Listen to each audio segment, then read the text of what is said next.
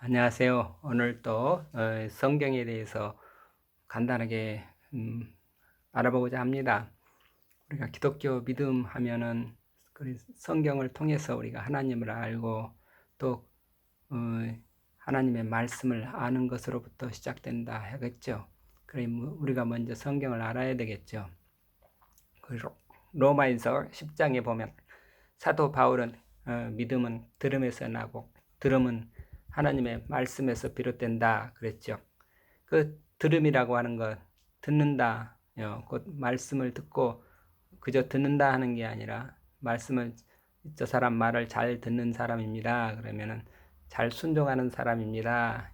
말을 잘 듣는다는 건 순종한다는 거죠. 말씀과 일치한다는 거죠. 그러니까 믿음이라고 하는 건 하나님의 말씀을 듣고 그 말씀에 잘 순종하는 것이라 이렇게 하겠습니다. 다시 말해서 믿음이란 말씀에 순종하는 것이지 단순히 어떤 말씀을 들었다, 말씀을 안다 그런 건 지식 차원이 아니라는 거죠. 그러니까 순종, 일치가 된 말씀과 일치되는 그 순종이 되려면 그러면 그저 순종이 될 수가 없죠. 그냥 순종을 하게 되면 그 무엇인지 모르고 한다 그러면 노예죠. 노예를 원하는 건 아니고 정말 그 말씀을 나에게 그 정말 생명이 되는 그 말씀이니까 내 생명이 되는 말씀이니까 그 말씀이 내 마음에 받아들여져서 그대로 수용이 돼서 그냥 그저 아멘 이렇게 돼야 그게 진정한 순종이죠. 그러니까 그 말씀을 들으면 그 말씀이 정말 참 말씀이요 나의 생명의 말씀입니다. 아멘. 그렇게 돼야 그 말씀이 늘 살아서 내 삶 속에 피가 되고 살이 돼서 내 삶으로 체득이 되는 그런 말씀이 되는 거죠. 그러니까 이렇게 체득이 되지 않는 그런 말씀이다 그러면 아직 그건 말씀은 지식 차원에 머물게 되고 그렇게 되면 우리는 그 말씀과 일치하는 그런 순종이 될 수가 없죠. 그러니까 말씀을 듣는다. 그 얘기는 말씀에 순종한다. 그럼 순종이 되려면 그 말씀이 곧 아멘 하고 내 마음속에 깊이 받아들여지는 그런 기쁜 이해 차원이 또 있어야 된다는 것을 말씀해 봅니다. 그러니까 지식에 머물고 있다. 그럴 때는 아직 그 뜻을 확실히 모르겠다. 말씀은 듣기는 들었는데 그게 옳기는 옳은 것 같은데 그게 아직도 내 정말 참 생명의 말씀이다. 아멘 이렇게 되질 않는다. 그게 아직 확실히 모른다. 그런 차원이죠. 그러니까 정말 참 순종이 되려면 알아야 순종할 수 있지. 알지 못하면 순종할 수가 없는 거죠. 그러니까 알아야 된다. 우리말이 참 재밌죠. 알아야 한다. 또 해봐야 한다. 이런 두 얘기가 있죠. 우리가 알아야 한다. 해봐야 한다. 뭐 알기는 뭘 알아. 해봐야 알지. 뭐 알려면 알아야 하지. 알지 못하면 어떻게 해. 알아야 한다. 우리말을 이렇게 가만 들여다보면 이 안다는 것과 행한다는 것이 둘이 아니고 하나라 그런 생각이 들어 있습니다. 모르면 못하는 것은 당연한 일이죠. 그리고 해보지 않으면 내가 정말 아는지 그걸 모르는지 우리가 확실히 모르죠. 해봐야만 압니다. 해봐서 되면 이게 내가 확실히 이게 아는 것이 확실해지고 또 해봐서 안 된다 그러면 이게 왜 안 되는가? 내가 왜 안 될까? 아는 것이 두 가지가 있죠. 아는 것이 아직 확실하지 못해서 안 되는 거고 또 아는 것이 잘못돼서 또 안 되는 거고 이 두 가지를 체크해 봐야 되겠죠. 그래서 알아야 한다, 해봐야 한다, 알아야 한다, 해봐야 안다. 참 재밌는 우리 말이죠. 이 문장을 만약에 영어로 한번 옮겨보세요. 알아야 한다, 알아야 한다. 이걸 한번 어떻게 영어로 한번 옮겨보려고 생각을 하면 우리말이 참 함축적인 의미가 정말 얼마나 함축적인가 그걸 알 수가 있잖아요.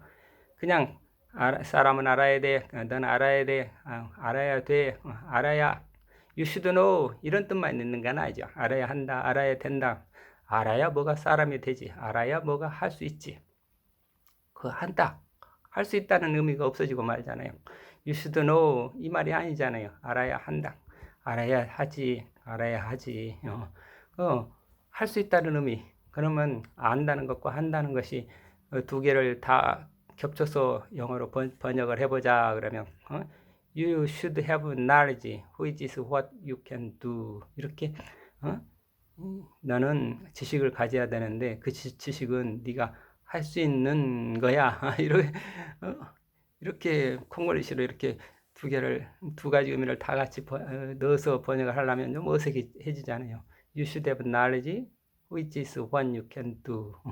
지식은 너가 할 수 있는 것이 지식이고 그 지식을 알아야 된다. 이런 식으로 이렇게 콩글리시로 번역을 해본다고 하면 조금 우리말에 함축적인 의미가 들어갈 수 있을런지 그건 모르겠지만 그렇지만 아무튼 우리 안다는 그 영어로 이렇게 번역을 해봐요. 안다는 knowing과 행한다는 doing이 know와 knowing, doing 이 두 가지가 같은 뜻이라는 것을 한 문장으로 영어로 드러낼 수 있을지 그건 잘 모르겠네요. 아무튼 우리 이렇게 안다는 지와 실천한다는 행위 둘이 아니라는 그 철학이 우리 말 속에 들어있죠. 우리말 철학을 하게 되면 아는 것과 그 다음에 행한다는 것 이 둘이 따로가 아니다 하는 생각을 우리는 누구나 다 갖고 있는 거죠. 이게 우리 문화죠. 그러니까 먼저 배워야 된다. 배워야 된다.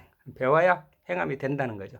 배웠으면 해봐야 된다. 해봐야 정말 내 아는 것이 확실히 아는 것인가 이걸 알 수 있게 되는 거죠. 그러니까 해봐야 알미 확실한 알아야 하고 해봐야 알고 이게 우리 현대 과학 방법론이죠.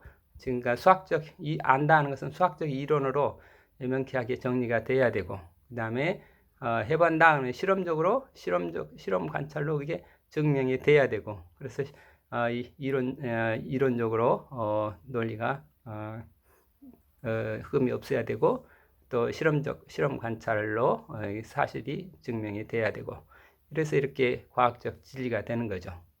그런데 우리가 이렇게 이건 과학의 방법론뿐만 아니라 우리 종교 세계에서도 이런 방법론을 같이 생각해 볼 수 있지 않나.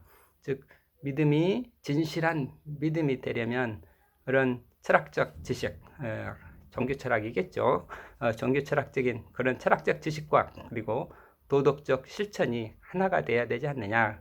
그래서 종교적으로 진실한 믿음이 뭔가 그럴 때처럼 철학적인 암 그리고 도덕적 실천 이 둘이 하나가 되는 그런 믿음이지 그저 지식적으로 아는데 그친다. 그러면은 그거는 진실한 믿음이라 할 수 없겠죠. 그리고 그 도덕적 실천이 안 되는 그런 어떤 믿음이라건 지식이라건 그건 진실한 믿음이 될 수도 없고 참 종교라 그런 것을 가르친다 그러면 참 종교가 될 수가 없죠. 그러니까 종교적 믿음은 이런 철학적 안리나 도덕적 실천과 동떨어진 어떤 그런 꿈 같은 그런 상상의 세계 아니죠. 그래서 과학이 바탕이 돼 가지고 그 위에 철학이 세워져야 되겠고 또 철학의 바탕 위에 우리가 또 도덕이 세워져야 되겠고 도덕의 바탕 위에 또 믿음이라는 종교가 세워져야 이게 정말 바른 종교고 참 종교지 이런 하부 구조가 없이 어떤 뜬구름 위에다가 집을 짓는 것 같은 그런 망상은 뭐 그런 기복신앙이 되는 거죠. 그런 망상의 그건 참 종교가 될 수가 없죠. 다시 우리가 믿음으로 돌아갑니다. 우리가 믿음에 들어가려면 먼저 하나님의 말씀을 알아야 된다. 말씀을 배워야 된다. 믿음이 되려면 어떻게 말씀을 알아야 말씀을 배워야. 근데 말씀은 뭐 믿음은 들으면서 된다 그랬는데 듣는 것이 또 배우는 건데 이 듣는다는 것도 하루아침에 되는 거 아니죠. 듣는 거 쉽지 않잖아요. 지금 거의 제가 뭐 어떻게든지 20분을 넘지 않으려고 하지만 이렇게 제가 말하는 것도 이거 뭐 5분 10분 지나면 듣기 어렵죠. 듣는 것도 쉽지 않죠. 어떻게 하면 좀 더 재밌게 하면 좀 들을까 하지만 또 우리가 재밌게 하다가 생각을 놓치게 되면은 재밌기만 해서도 안 되고 재미가 있으면서도 이렇게 깊은 생각을 깨우치는 게 좀 있어야 되는데, 생각을 많이 하게 하면은 이 재미가 없어지고, 이 재미있으면서 깊이 가는 그런 말 재주도 좀 있어야 되겠습니다. 하여튼 우리가 배운다, 듣는다, 듣는 것도 쉽지가 않죠. 그런데 그 말씀을 배워야 되는데, 들어야 되는데, 그 듣는 것도 하루아침에 되는 게 아니다 이거죠. 귀가 뚫려야 들린다 이거죠. 근데 귀가 뚫리는 것도 이게 하루아침에 뚫리는가? 하루아침에 뚫릴 수가 없죠. 조금 말이 어려워지면 안 들리는 거죠. 그렇잖아요. 늘 하듯이 우리가 초등학생들한테 어떻게 바로 하나둘도 덧셈 뺄셈도 모르는데 나눗셈 이야기를 하면은 이해하겠어요. 또 초등생들한테 이게 뭐 고등학생의 뭐 미분적분 얘기를 하면 그게 알아듣겠어요. 우리가 배우는 것도 귀로 듣는 것도 하루아침에 귀가 뚫리는 거 아니라, 예를 들어서 제가 중학교 때부터 중학교 1학년부터 영어를 배우기 시작했죠. 우리 세대는 지금이야 초등학생들, 아이들 유치원들도 영어를 배운다고 하지만 당시에는 뭐 영어를 원어민을 말하는 선생님도 없고, 영어를 중학교 때부터 영어를 배운다고 했지만 지금도 저는 귀가 뚫리질 않아서 영어를 못하죠. 영어를 수십 년 해도 귀가 뚫리질 않았어요. 왜 귀가 뚫리지 않는가? 내가 아무리 노력한다고 귀가 뚫리나요? 아무리 내가 영어를 들을 수 있는 귀가 뚫렸으면 좋겠다. 그런다고 해서 뚫려지는 건 아니죠. 내 노력으로 귀가 뚫릴 수 없다는 말이죠. 귀가 뚫리려면 어떻게 해야 되는가? 그럴 때 원어민 발음으로 영어를 가르치는 그 선생님 영어를 오랫동안 들어야 귀가 뚫리는 거죠.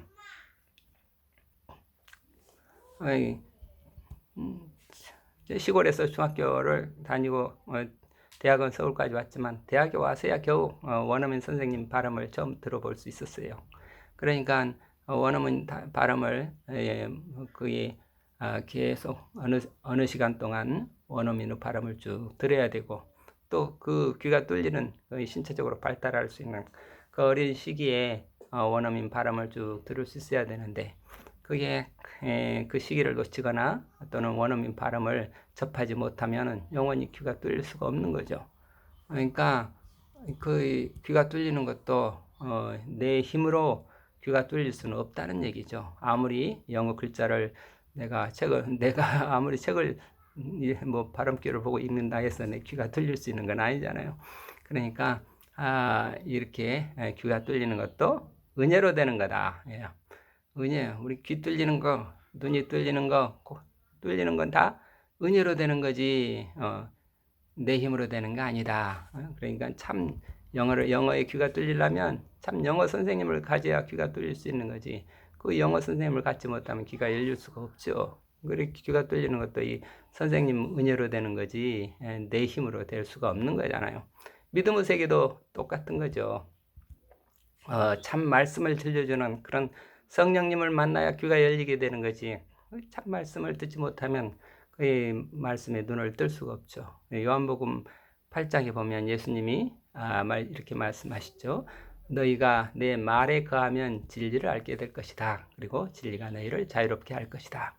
예수님의 말씀도 가만 들여다보면 내 말에 거하면 계속 내 말을 들어야 된다는 거죠. 그 계속 예수님의 말씀, 주님의 말씀을 계속 듣다가 보면 어느 날 귀가 뚫리게 되고, 또 예수님의 눈이 뚫리게 돼야 예수님을 보게 되고, 그래서 예수님과 하나 일치가 되면 코가 뚫리게 되고, 그래서 우리가 자유의 세계를 누리게 된다. 이런 말씀이죠. 그러니까 진리라는 게 이렇게 어떤 뚫리는 세계를 말하는 거지, 무슨 지식 전달의 세계가 진리의 세계라는 거 아니죠.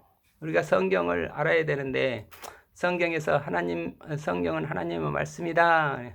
성경은 하나님의 말씀이기 때문에 성경을 알아야 된다. 왜 성경을 하나님의 말씀이라고 하는가?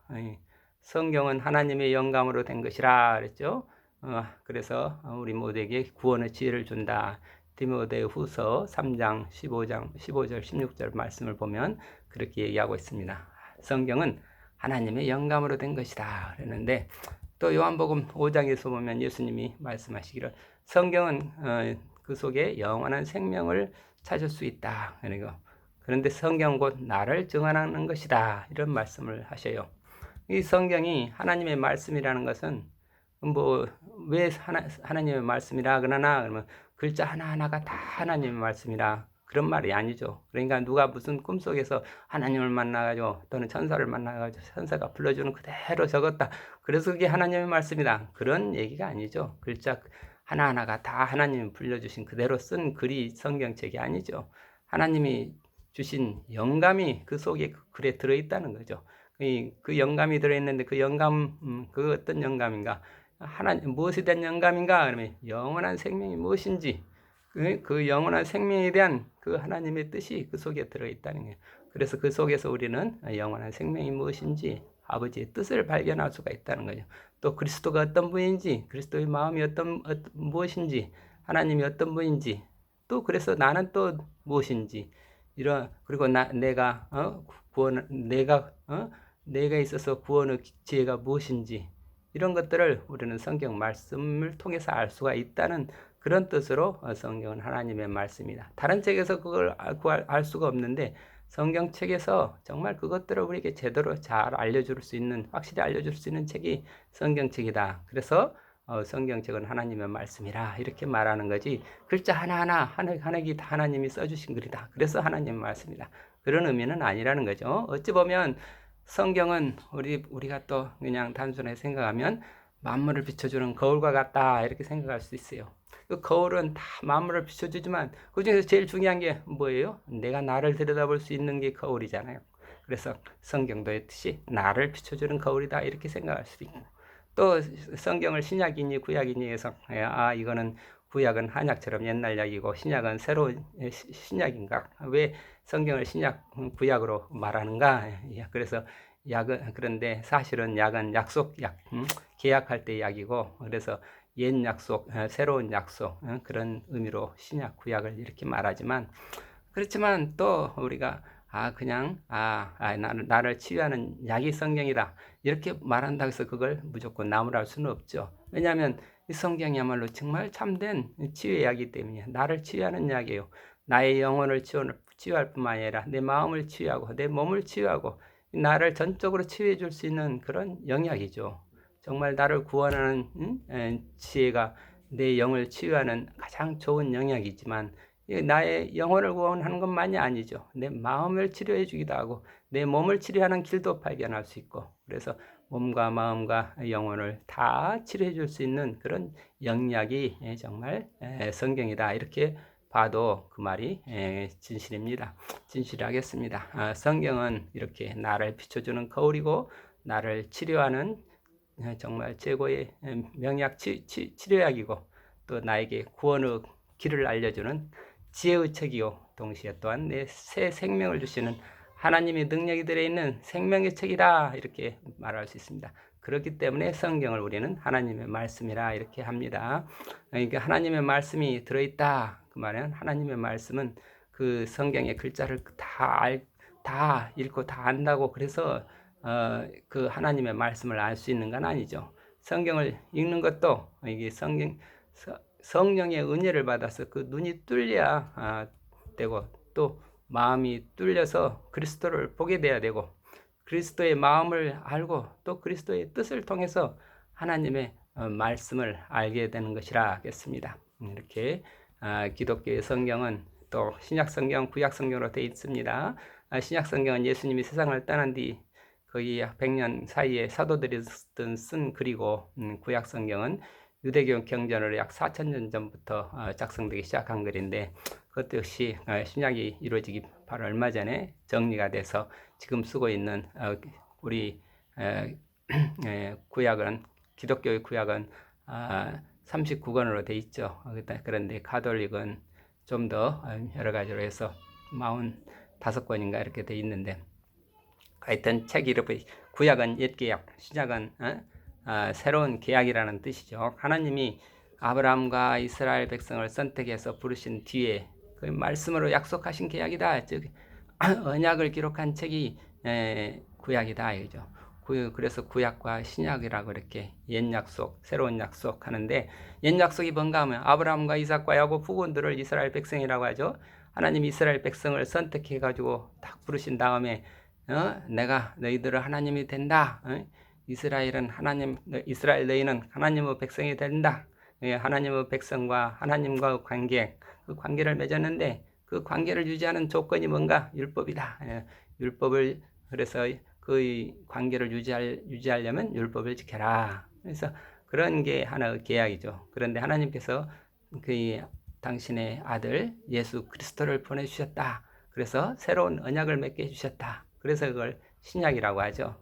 이 신약은 뭐냐? 누구든지 하나님의 아들, 예수가 하나님의 아들이심을 믿고 또 예수가 그리스도이심을 믿고 받아들이면 그 믿음을 통해서 우리는 하나님과 올바른 관계를 갖게 됐다. 즉 예수를 믿는 사람들에게는 누구나 다 하나님의 자녀가 되는 그런 새로운 계약이 선포가 됐다 이거죠. 누구나 다 하나님의, 이스라엘 사람만 아니라 누구나 다 예수 그리스도를 믿음으로 말미암아 하나님의 자녀가 된다. 이런 선포가, 새로운 약속이 신약이 되는 거죠. 그래서 신약은 구약의 완성이라고 하는 거죠. 그러니까 모세의 율법은 윤리와 그리고 정의의 세계지만 예수의 복음은 믿음과 사랑의 세계라는 거죠.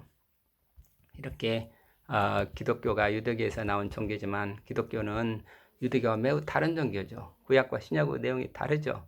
구약은 율법을 지킴으로써 하나님과 올바른 관계를 유지가 된다 그러지만 신약은 예수 그리스도를 믿음으로써 하나님과 그 관계가 유지된다니, 예수 그리스도를 믿는 것이 계약 유지 조건이에요. 그러니까 기독교와 유대교가 이처럼 다른 종교지만 그렇지만 유대교에서 나온 종교니까 문화적으로는 기원이 같죠. 그래서 기독교를 이해하려면 먼저 유대교 경전, 구약 성경을 잘 알아야 되고, 그렇지만 기독교인도 유대교 경전, 구약 성경을 무시할 수는 없죠. 그렇다고 구약 성경이나 신약 성경이 다 똑같이 비중이 똑같다 이렇게 또 생각하면 또 안 되죠. 비중을 생각할 때는 먼저 복음서를 알아야 되고 그 다음에 거의 신약 성경을 먼저 알아야 되는데, 그래서 신약 성서 중에서도 복음서를 알아야 되겠고, 다음에 사도행전, 사도들의 편지를 또 읽고, 그 다음에 구약 성서를 읽고, 그렇지만 대부분 복음서를 먼저 읽고 그 다음에 모세오경을 읽어본 다음에 로마서, 그 다음에 바울 서신 등을 읽어보고 그런 아마 순서를 택하겠죠. 우리가 빠른 시간 내에 한번 성서를 읽어봐야 됐다. 그런 사람들은 대부분 다 창세기부터 요한계시록까지 쭉 구약에서 신약으로 이렇게 목차대로 읽어보는 그런 게 되게 많은데, 그렇게 쭉 읽어본다고 해서 기독교 핵심을 이 기독교 핵심이 뭐다 아는가? 알기 어렵죠. 특히 교회에서 바울 신학을 배운 사람일수록 정말 더 어렵죠. 그래, 아무 선견 없이 편견 없이 성서를 그대로 읽어갈 때 오히려 예수님의 복음을 더 잘할 수도 있지 않을까, 이런 생각도 듭니다. 하여튼 기독교에서 가장 중요한 책이 신약 성경이지 구약 성경은 아니죠. 신약을 이해하려고 구약도 보는 거죠. 신약을 통해서 구약을 보는 거지, 구약을 알고 신약을 배워야 되겠다 그러면 유대인처럼 길을 잘못 갈 수도 있는 거죠. 구약 성경을 우리가 아무리 연구한다고 해도 예수 그리스도를 바로 알게 된다 그런 보장은 없습니다. 그 증거는 유대인들을 보면 알 수 있죠. 수천 년 동안 구약 성경을 읽고 연구했지만 그분들이 예수 그리스도를 아직 모르죠. 신약 성경을 읽고 예수님께서 주신 성령을 만나야 예수 그리스도를 우리가 알게 되는 거죠. 그래서 성경을 처음 읽고 하자 하는 분들은 먼저 복음서를 읽어야겠죠. 그리고 또 그 공간복음서, 즉 마가복음이나 누가복음, 마태복음을 읽고 그 다음에 사도행전을 읽고 로마서를 비롯해서 바울 서신과 여러 가지 야고보서, 베드로서 등 다른 사도들이 쓴 편지를 읽고 마지막으로 요한복음을 읽으면 좋지 않을까? 물론 처음부터 요한복음 읽는다고 해서 문제될 건 없죠. 오히려 맨 처음 기독교 접하는 사람은 먼저 요한복음을 자주 읽어보라 이렇게 권할 수도 있습니다. 왜냐하면 마태는 유대 사람, 또 마가는 히브리 사람을 위해서 쓰여졌다고 그러고 누가는 로마 사람을 위해서 쓰여졌다고 하는데 요한복음은 바로 동양 사람들을 위해서 동방 사람들을 위해서 쓰여진 복음서라고 하기 때문에 우리 동양 사람들은 바로 요한복음만 읽어도 기독교가 무엇인지 바로 믿음에 들어갈 수도 있겠다 이렇게 됩니다. 그래서 기독교가 지난 2000년 동안 지금 서구에서 받아들여졌기 때문에 요한복음에 대한 사상이 별로 깊이 다뤄지지 못한 것 같고, 그렇지만 요한복음 내용이 사상적으로 보면 가장 후대에 나온 것이니까 그 복음의 신비가 가장 깊이 드러나 있음에도 불구하고 다른 복음서에 비해서 그다지 비중 있게 다뤄지지 못하고 있죠. 대부분의 신학자들이 다 이 바울 서신을 중심으로 해서 로마서를 중심으로 해서 이렇게 다뤄지고 있지. 복음서, 특히 요한복음서를 가지고 신학의 전체 주제가 되어지는 그런 이게 신학 사상이 좀 아니라고 하겠죠. 그렇게 아무튼 기독교인이라면 이렇게 신약 성경을 잘 알아야 되겠고, 신약 성경 성경에서 우리가 그리스도가 누군지 확실히 알아야 되겠습니다. 그래서 그리스도가 어떤 분인지 그걸 알고 그 다음에 우리가 구약을 보아야 되지 않는가. 그래서 참 유일하신 하나님을 알고 또 유대교와 기독교가 다른 점, 즉 그리스도에 대해서 우리가 확실히 알아야 되겠죠. 이 성경의 핵심은 뭐라 그랬어요? 요한복음 17장 3절 유일하신 참 하나님을 알고 그가 보내신 예수 그리스도가 어떤 분인지를 아는 것. 그래서 우리가 영생을 얻는 것. 그게 성경의 핵심이잖아요.